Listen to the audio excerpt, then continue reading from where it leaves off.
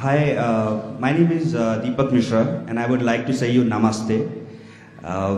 My question is I'm an Hindu, and I have married a Muslim girl in India, and inshallah, she will be here in Saudi Arabia in coming next month. You know what? When I told her that I'll be going to visit Dr. Zakir Naik's speech, so she told, please don't go to him.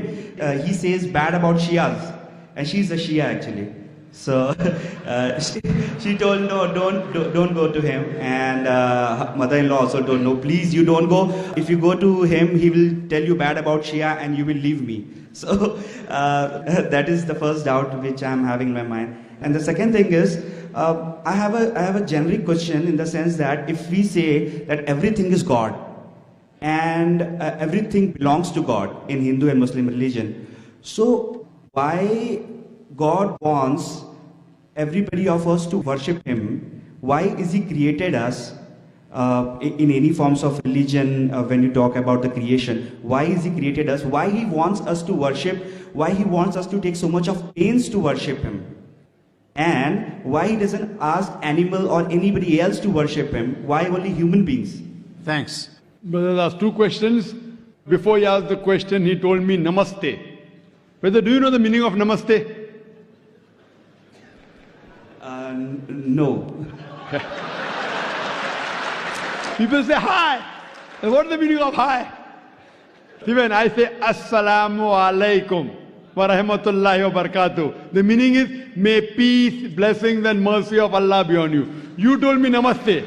I have to reply. Correct? And if I don't reply, you'll tell me what kind of a person is he. Correct? I'm asking you what is the meaning of namaste.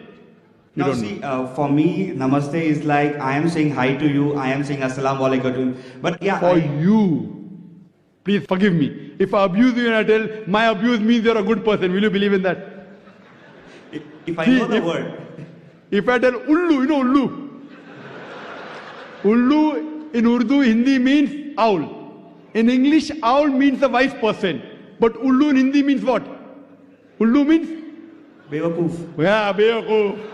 So the English people will think I'm praising you, calling you a wise person. But you know I'm calling you a fool.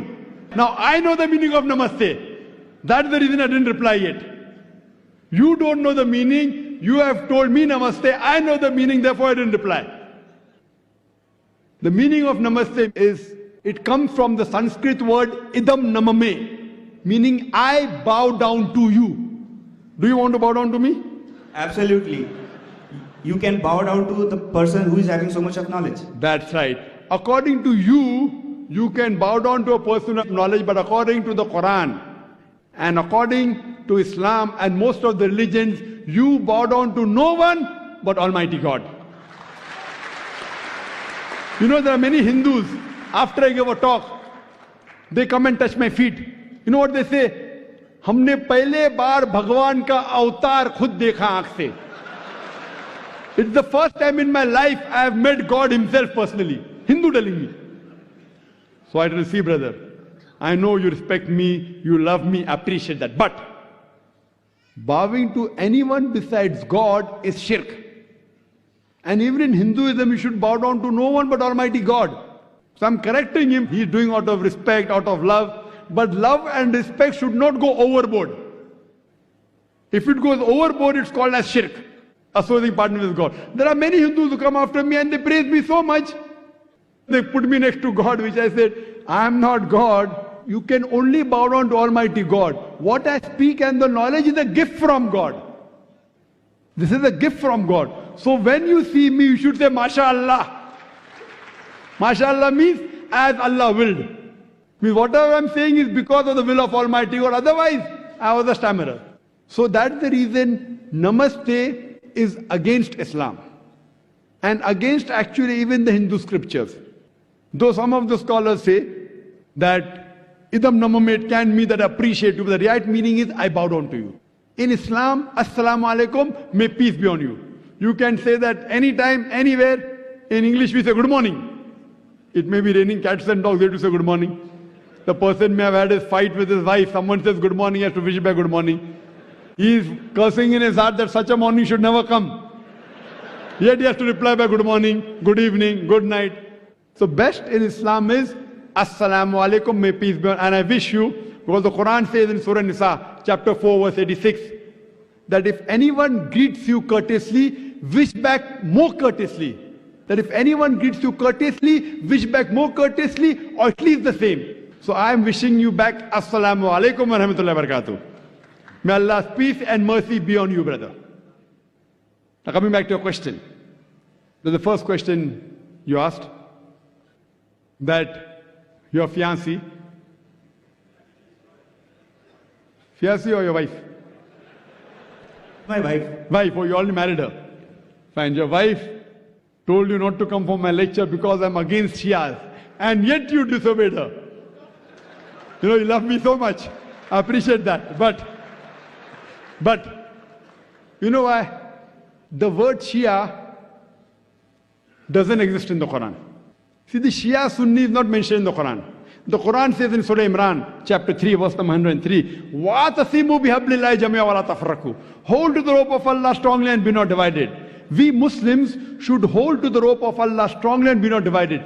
And Almighty God says in the Quran in Surah Anam, chapter number 6, verse number 159, that, O Prophet, anyone who makes sects in the religion of Islam, you have nothing to do with him. Allah will look after his affairs on the day of judgment. So making sects in the religion of Islam is prohibited. So anyone who divides the religion of Islam into sects, he is going away from Quran and Sunnah. So tell your wife that Dr. Zakir Naik said, there is nothing like Shia Sunni. Quran says, Atiullah wa Atiur Rasul. Obey Allah and obey the Messenger. What we have to do is we have to follow the Quran and the sayings, the authentic sayings of Prophet Muhammad, peace be upon him.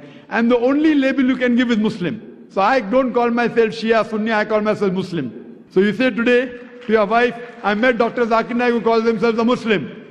And I'm neither against Sunnis or neither against Shias. I tell all the Muslims, whatever name they call themselves, come back to Allah and His Rasul.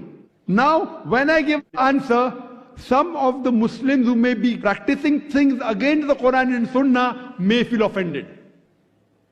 So you ask your wife, are you following something against the Quran and Sunnah? If you are not, then why are you afraid of Dr. Zakir Naik? If you are, yes, you have to change and come back to Quran and Sunnah. Don't follow what Zakir says. Zakir is zero in Islam. Atiullah, Atiur Rasul. Obey Allah and obey the Messenger. So tell your wife, if she is following anything against the Quran and Sahih Hadith, then she has to rectify herself. She should call herself a Muslim because the word Shia is nowhere mentioned in the Quran. But I do appreciate that you love your wife, but you love me also, mashallah. Therefore I have come for my talk. Now coming to your second question, that why has God created us? And why does God want us to worship Him? Why doesn't He ask the animals to worship Him? Now regarding a question, why does God want us to worship? I've already given the answer earlier. I think you came late, I don't know. That we worship God, we praise Him. People ask me, why do you say Allahu Akbar? Why have to pray to God? I said, see, in Islam, whether we pray to God or not, it makes no difference to Allah subhanahu wa ta'ala. When I say Allahu Akbar, Allah is the greatest, He's already the greatest. By me saying Allahu Akbar, He won't become greater. Why do we say? You know why do we say? Because when I praise anyone, whenever I call anyone great, it's a human tendency, I try and follow His commandments. So the reason we praise Allah is not so that He becomes greater. When we praise Allah, the moment we praise Him, whatever commandments He gives in the Quran, we follow it. So first we have to identify who is our Almighty God. And then what He says we have to follow. That is the reason Muslim means a person who submits his will to Almighty God. Quran mentions in Surah Dariyat, chapter 51, verse 56, that we have created the jinn and the men not but to worship me. Almighty God has created us to worship Him. And the reason He wants us to worship Him, because He has given us the criteria. This is the instruction manual for the human being, the good and bad for the human being. Now when we worship Him, when we praise Him, but naturally we have to follow His commandments. And when we follow the commandments of Almighty God, it is beneficial for us. Like for example, when you go to a doctor and the doctor gives you prescription, do you follow his prescription or not? Yes. Yes. Why? Because you're sick. He's a doctor. Similarly, Almighty God has prescribed us in the Quran and the Sahih Hadith what is good and bad for the human beings. When we praise Him, when we worship Him, but naturally we follow his commandments. If you don't believe the person is a doctor, and if he gives you a prescription, will you follow it? No. So when you appreciate the doctor, you will follow his prescription. That's the reason we praise Almighty God and we worship him, so that we can be good practicing human beings. You ask the question, why don't the animals worship him? Our beloved Prophet Muhammad, he said that in Islam, all the other creations, except for the human beings and the jinn, they have a free will. All the other creations, they don't have a free will. The angels don't have a free will. The animals don't have a free will. All of them, they worship Almighty God. The animals, the trees, the mountains, all of them, they worship Almighty God. They are called as Muslims in Arabic. The jinn and the human beings, Almighty God has given us a free will. We can either follow him or disobey him. Now, Almighty God created us because it's mentioned in the Quran that the best creation of Almighty God is the human being. Besides our form and our body and the intelligence, he has given us a free will. We can either obey him or disobey him. Now, after he's given us a free will, he wants to analyze whether do we obey him or not. All the other creatures like animals, trees, they have no free will. So it's nothing great that they worship Almighty God. It's good, alhamdulillah. But after a free will has been given to the human beings, as the Quran says in Surah Mulk, chapter number 16, verse number 2, Alladhi khalaqal mauta wal hayata. It's Allah who has given you death and life to test which of you is good in deeds. So this life is a test for us for the hereafter. So after the free will has been given to us, you can either worship him or not worship him. If you worship him, then you're following the commandment of God. You can have alcohol, you cannot have alcohol. If you don't have alcohol, then you're following his commandment. So in this way, Almighty God has given you the do's and don'ts, very few. The remaining thing, everything is optional on you. So these few do's and don'ts, if you take care of it, you are following the commandments, you're worshipping him, and you will pass this test. This life is a test for the hereafter. Hope that answers the question, brother.